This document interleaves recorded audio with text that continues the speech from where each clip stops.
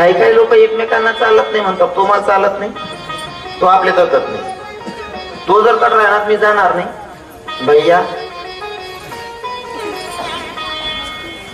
मी लहानपणापासून सगळ्या गोष्टी अशा उतरवल्या तिथे, असं ऐकलंय ना तर असं काढलं नाही, त्याला अंदर उतरवलेलं आहे.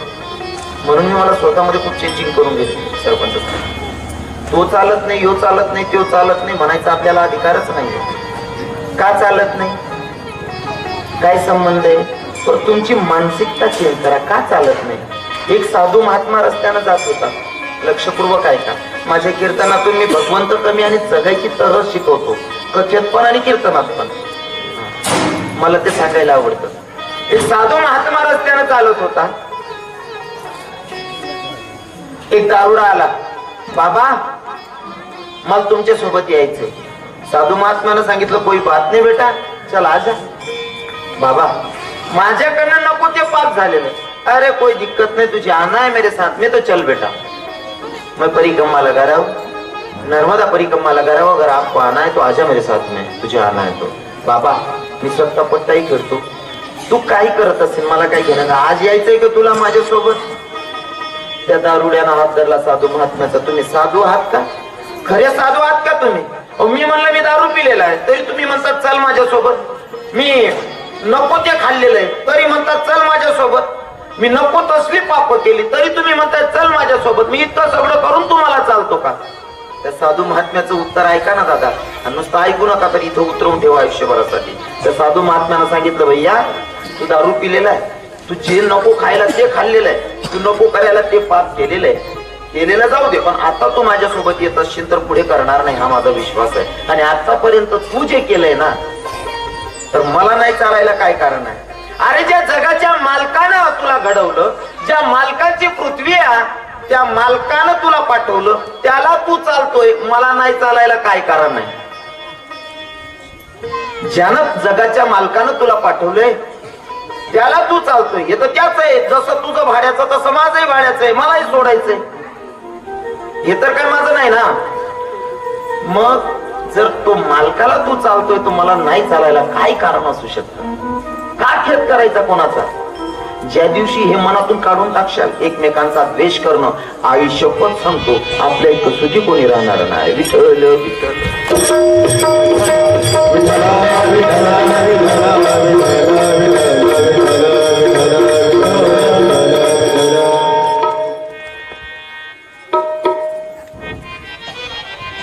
काय सांगत होतो मी? नारद ज्यांची गोष्ट रद्द होत नाही ते नारद. बरोबर आहे. तुम्ही म्हणसान महाराज महिला मातांचा चेहरा असा टवटवीत आणि प्रफुल्लित होतो जेव्हा मी सांगतो. बरोबर सांगत हो महाराज, खरं हो माय.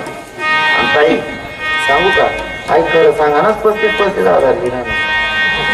लबाड बोलतो थोडी होती नाही का? जेव्हा आम्ही बैठकीत बसतो, तुमच्या गावाचे सगळे तरुण डॉक्टर साहेब, जेव्हा आम्ही रात्री पण बसतो ना, तर माझं एक वाक्य असतं यांना, जे माझ्याजवळ बसणार आहेत. आम्ही पण बसलो कुसुमतेला, आम्ही बसतो ना नेहमी, तर माझं एक वाक्य असतं. जीवन जगत असताना एक गोष्ट लक्षात ठेवायची, आपल्याकडनं कोणी नाराज झालं नाही पाहिजे, कोणी नाराज झालं नाही पाहिजे. आणि मला जर हे कळलं की माझ्यासाठी कोणी नाराज आहे, घरी जाऊन पाया पडून माफी मागतो. माझ्याकडनं जर तुमचं मन दुखावलं असेल तर मला असं वाटतं की माझ्या इतका अभागी मीच आहे, पण याच्या पुढे ती चूक होणार नाही, असं पाया पडून माफी मागतो मी. काय करायचंय उद्देश करून? एक दिवस मेल्याच्या नंतर माणसाचं मागं नाव निघायला पाहिजे. बरोबर आहे की नाही? मेल्याच्या नंतर नाव निघायला पाहिजे. स्वर्ग आणि नरक संत लिहून गेले, आपण वाचलेलं बघितलं कोणीच नाही. पण सांगू का, इथंही मी तुम्हाला मागच्या वर्षी सांगितलं होतं शाळेत. एक साधू महात्मा भिक्षा मागत होते. भिक्षा मागत असताना एका स्त्रीनं तिच्या 9 वर्षाच्या पोरीला सांगितलं, समोरून प्रेत जात होतं. साधू बाबा भिक्षा मागत होते, चित्र डोळ्याच्या समोर घ्या. साधू महात्मा भिक्षा मागत होते, भगवान बाबा. साधू महात्मा भिक्षा मागत होते, समोरून प्रेत गेलं. प्रेत गेल्याच्या नंतर साधू महात्म्याला असं वाटलं की ज्या गल्लीतून प्रेत जातोय त्या गल्लीतून भिक्षा काढून मागायची, चांगलं नाही ना वाटत. साधू महात्मा थांबलेला आहेत. पण एका घरातून बाई निघाली आणि तिची छोटीशी मुलगी होती 9 वर्षाची.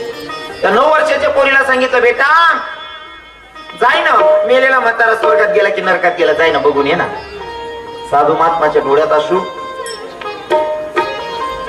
पूर्ण आयुष्य देवा तुला खर्च केला, अजून मला कळत नाही मरणारा व्यक्ती स्वर्गात गेला की नरकात गेला, आणि तू एक संसारी बायको आणि ती फक्त 9 वर्षाच्या पोरीला विचारायला पाठवते, बघायला पाठवते, म्हणजे काय ज्ञान असेल? पण नेमकं खरं काय आहे ते जाणल्याशिवाय आपण चांगलंही म्हणू शकत नाही, वाईटही म्हणू शकत नाही. मग पोरगी तिकडनं प्रेत यात्रेमधनं फिरून आल्याच्या नंतर त्या मायला सांगायला लागले, आई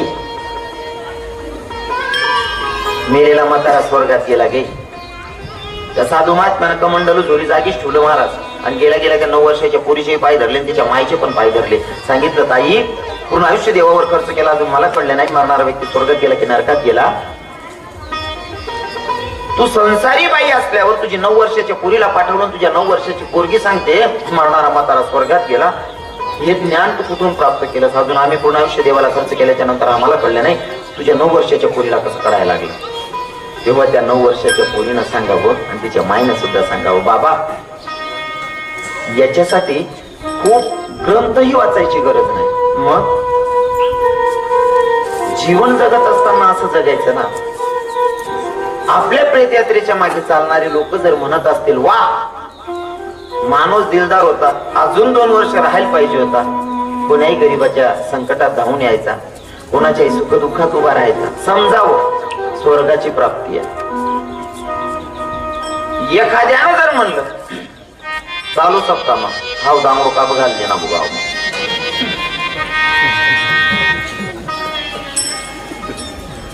मग कोण्या गरीबाच्या मुलीचं होत असेल, बोराचं होत असेल, तिथं जर बाहेर पाहुणा फिराय दिनार समजिले हो याला नरकाने प्राप्ती शिकवा. ज्याला दुसऱ्यानं सुखच देखाना जर डोळ्या नाही होत त्यांना डोळ्या राहायचे काय फायदा आहे? दुसऱ्याचा आनंद बघण्याची जर आपल्याकडे दृष्टी नसेल तर दृष्टी नसून सुद्धा दृष्टीहीन आहोत आपण. विठ्ठल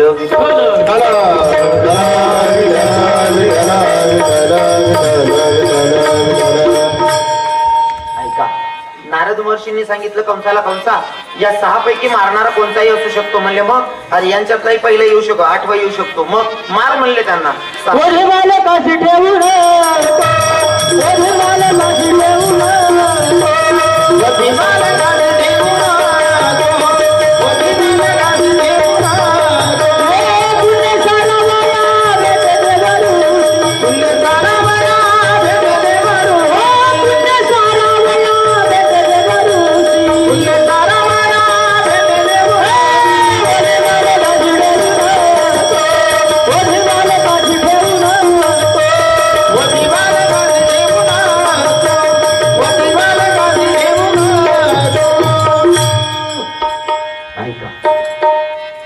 सहाच्या 6 मारायला सांगितले, मारले सुद्धा. कंसानं 6च्या 6 पोरं मारले बहिणीचे. आता मला सांगा, कंसानं बहिणीचे 6 पोरं मारले, कंस चांगला का वाईट आहे? खरं सांगा बरं, कंस चांगला का वाईट? वाईट. मान्य आहे तुम्हाला? कंसासारखा पापी कोणी नसेल, त्यांना लहान लहान लेकरं मारली. बरोबर ना माया? बरोबर आहे ना? आता मी तुम्हालाच विचारतो, तुम्ही गर्भ चेक करू पोरीचा गर्भ पोटातल्या पोटात कापलाय, तुम्ही कंसाचाही रेकॉर्ड तोडलेला माया. दुसऱ्याला दोष द्यायच्या अगोदर एकदा स्वतःला विचारायचं, आपण त्या लेवलला पोहोचतोय का? दुसऱ्याची चूक शोधणं सोपं आहे. कधी एकदाच्या व्यक्तीच्या जवळ जा, त्याला विचारा, त्याला भेटा, किंवा त्याला वाचा, नसेल तर त्याला वाचा आणि मग सांगा समोरचा चुकीचा आहे की चांगला आहे. आपल्याला अधिकारच नाही. कधी पण काय करायचं माहिती, एखाद्याचा जर दोष दिसला ना, मी नेहमी सांगतो, एखाद्याचा जर आपल्याला दोष दिसला, आपण स्वतः आपण काय करायचं, आरशाच्या समोर उभं राहायचं, आपण स्वतःला ओळखायचं, आपला चेहरा बघायचा, आपली तेवढी लेवल आहे का की आपण समोरच्याची चूक काढतोय. जर आपण तेवढ्या लेवलचे आहोत तर चूक काढायला हरकत नाही. बरोबर आहे ना? तेवढ्या लेवलचे जर आपण असलो तर चूक काढायला हरकत नाही. आणि आपलंच मन जर आपल्या सांगतोय तू इथला किडा पाडणार कोणी नाही, दुसऱ्याला अजिबात दोष देवा नाही. आणि अजून सांगतो बरं का, तुम्ही नजरेमध्ये दूर झोपू शकतात. मी जर तुम्हाला आता सांगितलं मी लय मोठा महात्मा आहे, तुम्ही मान्य करशाल कथा कार्य भाषित मी तुम्हाला सांगितलं मी पापच केलं नाही, तुम्ही मान्य करशाल. पण जेव्हा मी स्वतः एकांत मध्ये कीर्तनाच्या नंतर जाईल, मी मला विचारेल तू समाजाला सांगत असताना सांगत होता की मी पापच केलं नाही, आणि जर माझ्याकडनं घडलेलं पाप मी झाकलेलं असेल, तुमचं मन जिंकून निघून गेलो, पण एकांत मध्ये जेव्हा माझं मन मला साथ देणार नाही, इतकं माझ्या इतकं भिकारी कोणी नसेल. जेव्हा तुमचं मन तुम्हाला साथ देत नाही ना, लोकांचं जाऊ द्या, लोक काय म्हणतात, तुमचं मन तुम्हाला साथ द्यायला पाहिजे. अरे स्वतःच मतदान स्वतःला पडत नाही, दुसऱ्याकडनं काय अपेक्षा ठेवायची. कळतंय ना माझं मन? एकांत मध्ये बसायचं, आपण आपलं मन आपल्याला सांगता अरे अरे अरे त्या माणसाची चूक थोडी रे, तू तर लय पाप केलंय. लेवलच नाही महाराज आपलं. काय मत आहे तुमचं डॉक्टर साहेब? तुम्ही दोष बघत असताना पहिले आपलं बघा. दुसऱ्याला जर सांगू ना तुला तो तर ना कष्टाची लवाट राह ना बॉस, त्यान पहिले आपला बजेट देखील आपलं सुट्टी देणे जाऊ ना. प्रत्येक गोष्टी करत असताना तारतम्य राखून करायचं, कारण लोकांना दोष काढायची सवय आहे. दोष काढणं सोपं आहे, पण कधी त्या जागेवर उभे राहा. फॉर एक्झाम्पल असं म्हणेल मी, जर सुदाम बाबा कीर्तनकार आहे, ते कीर्तन करत असताना त्यांना तुमचं मन राखायचंय, आणि तिथं जर का तुमची स्तुती करत असताना 10 शब्दात स्तुती करत असताना एखादा शब्द चुकीचा गेला, मग त्याचा शब्द वायबरकर टाका नका. जर सुदाम महाराज काय बोलले असतील तर सुदाम महाराजांकडे जायचं, बसायचं, बाबा या शब्दाचा काय अर्थ होता विचारून घ्या. ते त्यांची बाजू मांडतील, चुकले तर माफी मागतील. सही बात आहे ना सुदाम? चुकले तर माफी मागतील, आणि जर चूक नसेल तर ते तुम्हाला पटवतील. असं का बोललो?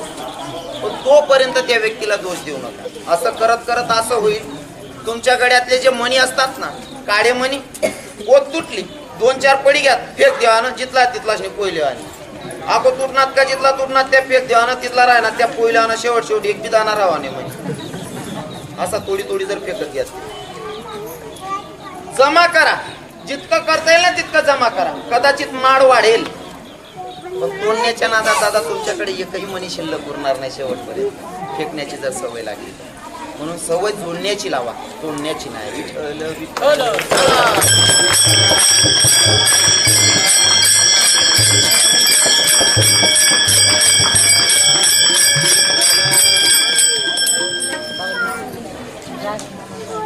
जाऊ द्या, तुम्हापर्यंत आवाज पोच जाईल म्हणा, तेवढी मन भगवान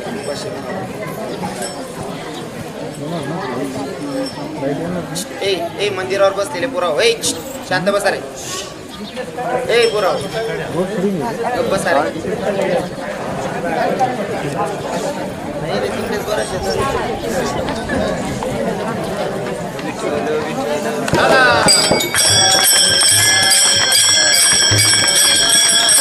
सहा मारला दुराचारीनं.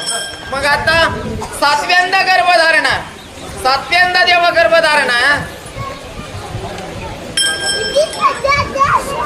कर्तबदार जादूगार आहे माझा पांडुरंग परमात्मा.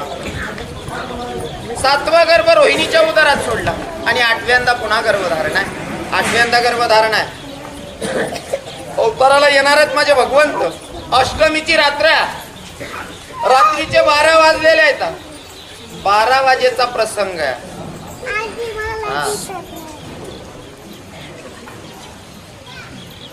आणि रात्री 12 वाजेला माझे भगवंत अवताराला आले.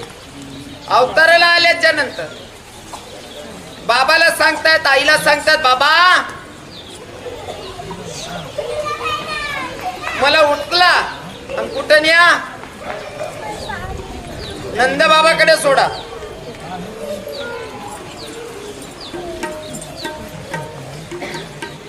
मी अशा काहीतरी म्हणते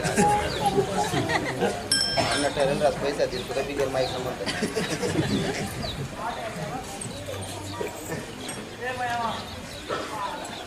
सारखा येडा वगैरे असतो हुशार त्यातच असतो. मला गरीब ना पुऱ्या पैसा ठेवत असते, बिगर माईक नको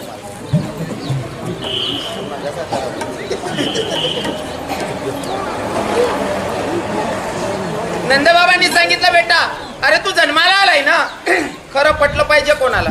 लहान हो कृष्ण भगवंतानं सांगितलं, देवानं सांगितलं, म्हणले बाबा मी लहानच होणार आहे, पण मी जर का लहान बनून तुम्हाला बोलता येणार नाही म्हणून मला मोठं बाबा लागलं. मला जो संदेश द्यायचा आहे तो असा आहे, इथून उचला कुठं न्या? नंदाच्या घराला. नंदाच्या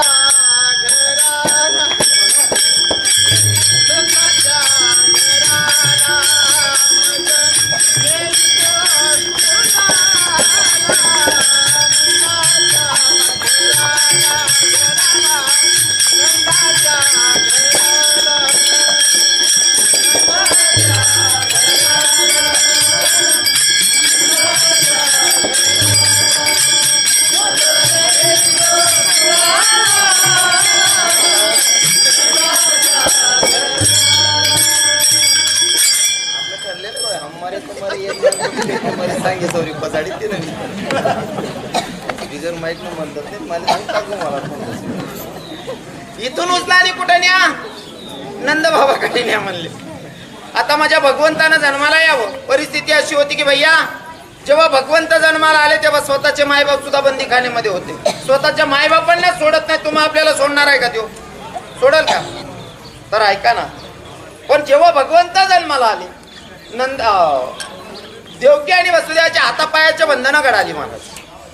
जेव्हा भगवंताचं दर्शन होतं तेव्हा बंधनं घडतात.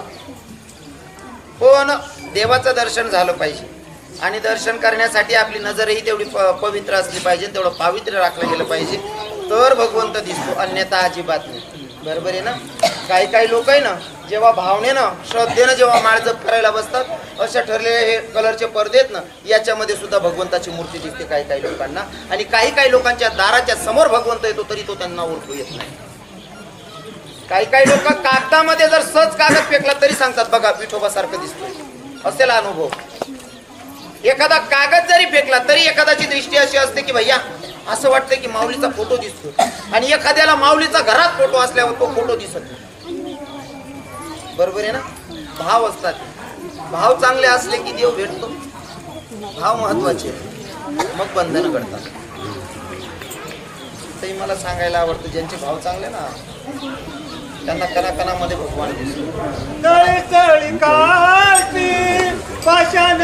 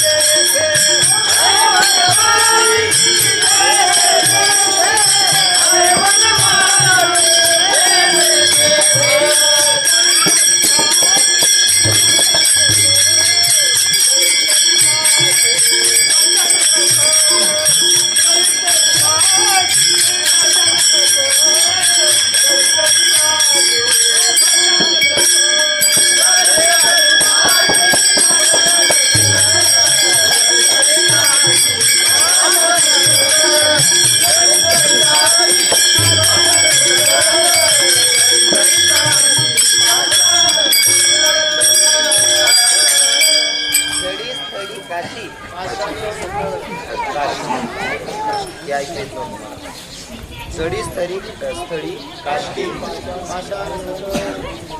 म्हणजे जडी स्थळी भगवंत बसले. कणकण मे भगवान. फक्त तुमची बघायची दृष्टी असली पाहिजे. दृष्टी चांगली असली का दृष्टी दिसते चांगली. नजर अगर चांगली आहे, तुमची बघायची दृष्टी जर चांगली असेल ना, बोलू नका, बघायची दृष्टी जर चांगली असेल तर तुम्ही किचड मध्ये कमळ बघू शकता. दृष्टी जर चांगली असेल तर किचड मध्ये कमळ दिसतं. पण आपल्या नजरेत जर घाण असेल ना तर चंद्रात पण दाग दिसतो. बघायचं आपल्याला कसं बघायचं नाही का?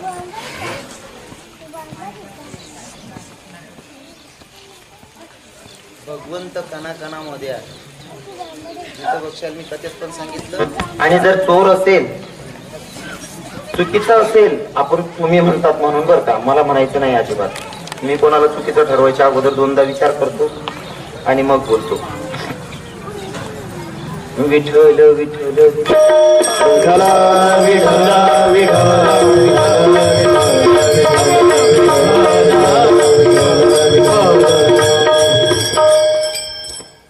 विठ्ठल जडी तडी भरला. हा, भूतलावर प्रत्येक वस्तूमध्ये भगवंत ही बघायची दृष्टी जेव्हा आपल्यात येते ना, तेव्हा आपण साधुपणाला पोहोचलो समजायचं. अजून एवढी आपली लेवल नाहीये, तर प्रयत्न करून बघायचं. सुरुवात आजपासून करायची आपल्याला. प्रत्येक आपले आहेत आणि आपल्या नजरेनं बघायचं, आपुलकीनं बघायचं. कदाचित कोणाबद्दलचा द्वेष राहणार नाही. मी जे जगत असताना माझ्या जगण्याचे नियम असे आहेत की भैया कोण काय म्हणेल, जर मला कोणी विचारलं तुम्ही कोणत्या गावाला, निंबाईतील कोणता महाराज आहे, तुझा महाराज गावले शेतकऱ्या कस काय माणूस आहे, एक नंबर माणूस आहे. तुझा महाराज कस काय एक नंबर माणूस, एक नंबर आहे, एक नंबर म्हणजे आपले काही चुकीनं माहितच नाही. एक नंबर आहे, एक नंबर आहे. बरं मला एक नंबर म्हणा, मग काय 2.5-3 लाख रुपये काही दंड बसावे एका काय खर्चही राहणार, चांगलं म्हणा. मग पण मी जर का म्हणलं सुद्धा मला जाऊ देवा असाच माणूस हे म्हणल्याच्या नंतर त्या माणसाने याचनीकडे बेवती दिना ते, मग घेणं नाही देणं नाही, या माणूसला मन माहीत पडणू का नाही. मी फक्त सोप्या सोप्या गोष्टी आहेत जीवन जगायच्या. 2 शब्द चांगलं म्हणायचं, स्तुती करायची. डॉक्टर साहेब चांगलं बोलल्या मग काय दंड भरावंच का, बिल वाढायच का. म्हणून जीवन जगत असताना जितकं चांगलं वागते तितकं चांगलं वागण्याचा प्रयत्न करायचा. कुठं होतो भगवंत कणाकणामध्ये असतो, त्याचं दर्शन करता आलं पाहिजे. आणि जर त्याचं दर्शन झालं तर हातापायाची बंधनं घडतात. संतांचं मत आहे. आता हातापायाचे बंधनं घडाले, देवाला उचललेलं आहे, बाळ उचललेला आणि इकडनं जातायत वसुदेव घेऊन पोरायला. पर दादा ऐका ना, मध्ये भरपूर संकट आले. जमनाजी पार करायची, जमनाजी अथांग भरलेली होती. आता जमनाजी मध्ये रस्ता देत नाही. पहिले तर असं म्हणेल मी पाणीच नव्हतं, नंतर भरलं गेलं. कारण होतं त्याला, कारण जमनाजीला सुद्धा देवाचं दर्शन घ्यायचं होतं. इतकं पाणी कमरेचं पाणी छातीला लागायला लागलं. छातीचं पाणी आता नाका तोंडात जाईल, नाका तोंडात जाईल इतकं पाणी. देवानं विचार केला जर का मी आता दर्शन दिलं नाही जमनाजीला तर जमनाजी कदाचित महाबापाच्या नाका तोंडात पाणी जाईल. महाबापाचं बरं वाईट होईल, महाबाप गेला तर माझं पण कार्य अपूर्ण राहील ना. माझ्या जगाच्या मालकानं पाय बाहेर काढला आणि जमनाजीला अंगुष्ठात फक्त स्पर्श केला. म्हणजे जमनाजीनं दर्शन घेतलं आणि पाणी तो आलेला पूर कमी झाला. मध्ये रस्ताच दिला डायरेक्ट. ह्या बाजूचं पाणी इकडे थांबलं आणि ह्या बाजूचं पाणी इकडे थांबलं. मध्येच वसुदेवानं कृष्ण भगवंताला उचललेलं आणि मार्गस्थ झाले. तिथं जाऊन भगवंताला ठेवलं. यशोदेला मुलगी झालेली होती, त्या पोरीला उचललं आणि निघाले आता मथुराकडे. कृष्णाला तिथं ठेवलं, पोराला तिथं ठेवलं, पोरीला उचललं, उचलून घेऊन जातात. आणि मग कंसाला सांगितलं, कंसा आई मुलगी झाली आम्हाला घे म्हणले पोरगी. कंसानं पोरगी बघितली कदा कदा हसायला लागला. म्हणले देवा मला बघून मला घाबरून रूप पालटून आलास काय रे, रूप पालटून आलास. तुला काय वाटतं पोरगी बनून आला म्हणून तुला मारणार नाही का. माझ्या देवानं पाय धरले, घरा फिरवलं आणि पोरगीला जमिनीवर आटोकणार तोपर्यंत ती वरती गेली आणि ती तुटकड आणली. आणि काय म्हणते ती, तुझं लागी वादी, तुझं लागी वादी, तुझं लागी वादी, तुझं लागी वादी, तुझं लागी वादी, तुझं लागी वादी,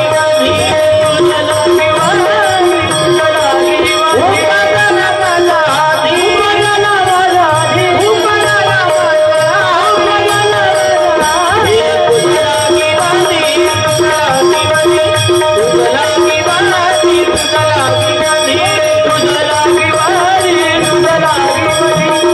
लागी वादी, तुझं लागी वादी. मला काय मारतोय कंसा. अरे तुला मारणाऱ्या अगोदरच गोकुळात जन्माला आलाय. ही बातमी जेव्हा कंसाच्या कानी पडली, परची पाय धरून घरा फिरवली, जमिनीवर आटोपली. ती पोरगी कोण, हा ती माया. कालच सांगितलं मी तुम्हाला, कालच सांगितलं ना तुझ्या चरित्रामध्ये माया काय असते. माया एवढी वेळी असते महाराज, काही सुधरू देत नाही. तिथलं येडं करस माया. वारी जर जाणार आहे ना, गर्दन जर पोरगाना फोन ना, हा भाऊ काय भाऊ पोट लगून पोच काय नाही भाऊ त्र्यंबकेश्वर आता फक्त 4-5 दिन मग पोहोची जाऊ फिर यावं का बरं आपली मैस जणी मैसले पुन्हा हात दिस वैसे दुसऱ्याला हात लावू देवा आणि तुम्ही ही लागा चालू तिंडी बाई म्हातारा घर खरंय का नाही आपला परमार्थाला काही खरं नाही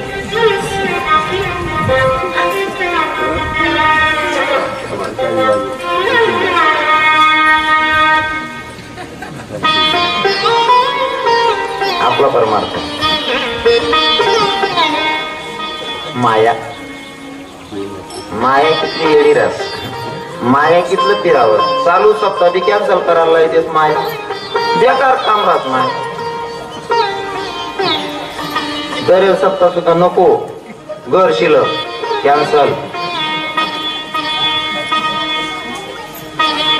जो माया जाल में फंस गया तो भाई वो निकलना मुश्किल बात है आणि ती माया आकाशात गेली कडाडली ती कडाडली ना ती कोण आहे पावसाळ्यामध्ये जी वीज कडाडते ना ताई हा तीच माया आणि त्या मायेनं सांगितलं ते कंसाला कंसा मला काय मारतोय रे मला मारून काय भेटणार अरे तुला मारणारा तर गोकुळात जन्माला आलाय म्हणते जेव्हा ही बातमी कंसाच्या कानी पडली मला मारणारा गोकुळात जन्माला आलाय ही बातमी जेव्हा कंसाच्या कानी पडली तेव्हा कंसाची मानसिकता काय होती ऐका अभंगाच्या कृष्ण गोकुळी जन्माला, कृष्ण गोकुळी जन्माला, कृष्ण गोकुळी जन्माला, कृष्ण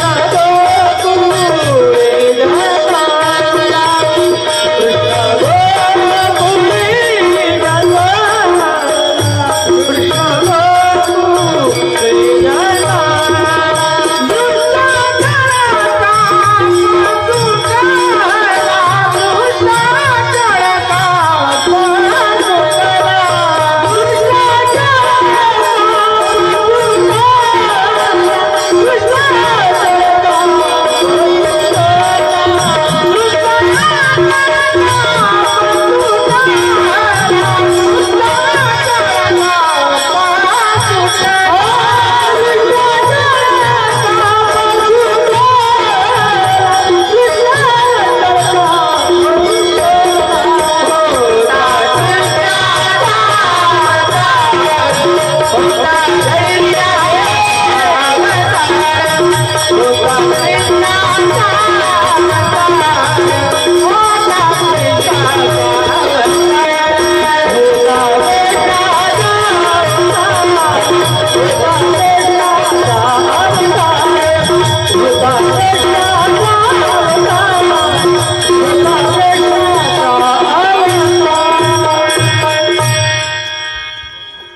कृष्ण भगवंत अवताराला आले जन्माला आले ही बातमी जेव्हा कंसाच्या पाणी पडली ना कानी पडल्याच्या नंतर त्या दृष्टाला चढकाप सुटला त्या दृष्टाला चढकाप सुटला कोण दुश्मनाला चढकाप सुटला तर गोकुळातलं काय वातावरण असेल गोकुळातलं काय वातावरण असेल जेव्हा कृष्ण गोकुळी जन्माला दृष्टा चढकाप सुटला काय ऐकून होता कृष्णाचा अवतार पहिली सुरुवातीला मथुरेतलं सांगितलं कंसाला राग आला त्या चढकाप सुटला चला गोकुळामध्ये घटना एकच घडली घटना एकच घडली पण एकीकडे चांगली आणि एकीकडे वाईट आहे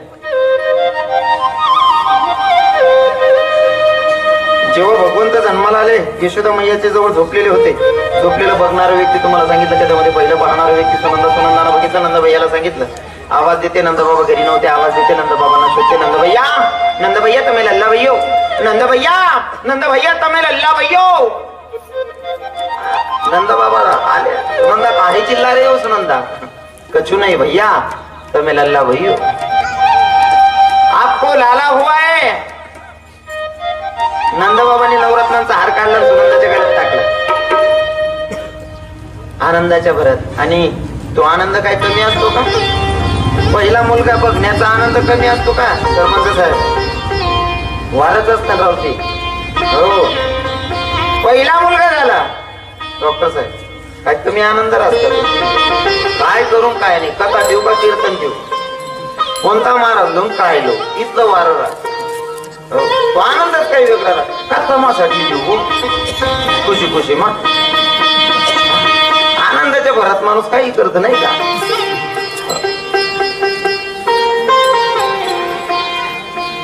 आनंदाच्या भरात माणूस काही करतो बाबू, बरोबर आहे ना? नवरा बायकोची चर्चा चालू होती. बायको म्हणे काऊ माय म्हणे काय म्हणे मना जर जीवले काय करता काय वेगळी तुम्ही काय करता येडी आज काय नको बोलत जाऊ ना. नाही समजा मी जर मरीच होते पुन्हा बिगर जगणार नाही म्हणे. नाही व सांगितलं समजा मी मरीच गवते काय करशील? मी डायरेक्ट येडावही जातो म्हणे. मला काय खरं राहणार नाही. तू काय म्हणजे मी येडावही जातो म्हणे. इथला जीवशे म्हणे पुन्हा म्हणा. मग तुम्ही दुसरं लगीन नाही करत का म्हणे? हा येडाला काय खरं राहत म्हणे.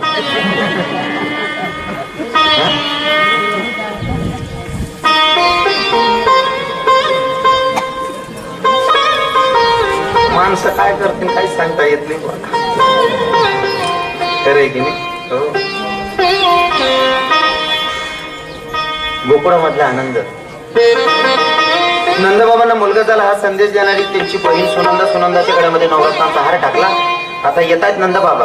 येत असताना बारकी पोरं गल्लीत उभी होती. त्या पोरांनी नंदबाबांना विचारलं नंदबाबा कहा जा रे हो, कहा जा रे हो नंदबाबा?